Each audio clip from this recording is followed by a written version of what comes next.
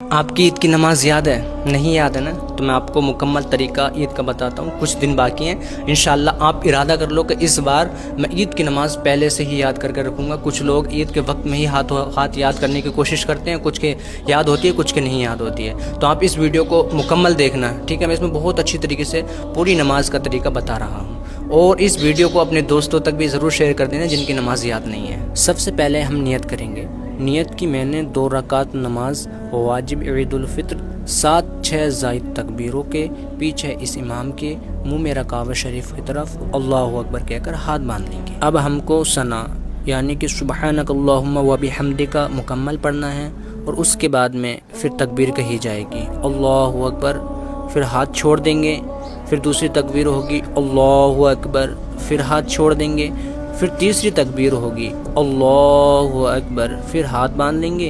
امام صاحب الحمد پڑھیں گے، پھر سورت ملائیں گے. اسی طریقے سے پھر رکوع میں جائیں گے. پھر رکوع کی تسبیح پڑھیں گے سبحان ربی العظیم 3 مرتبہ، اور اس کے بعد میں پھر ہم سجدے میں چلے آئیں گے. سجدے میں پڑھیں گے سبحان ربی الاعلی 3 مرتبہ، اور دونوں سجدے کریں گے. دونوں سجدے کرنے کے بعد میں اللہ اکبر کہتے ہوئے پھر سے کھڑے ہو جائیں گے. پھر امام صاحب کھڑے ہو کر الحمد پڑھیں گے. الحمد پڑھنے کے بعد میں پھر کوئی سورت ملائیں گے.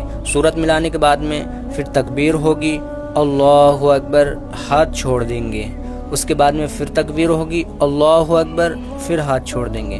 پھر تیسری تکبیر ہوگی اللہ اکبر، ہاتھ چھوڑ دیں گے. اب بنا ہاتھ اٹھائے اللہ اکبر کہتے ہوئے رکوع میں چلے جائیں گے. رکوع کی تسبیح پڑھیں گے سبحان ربی العظیم.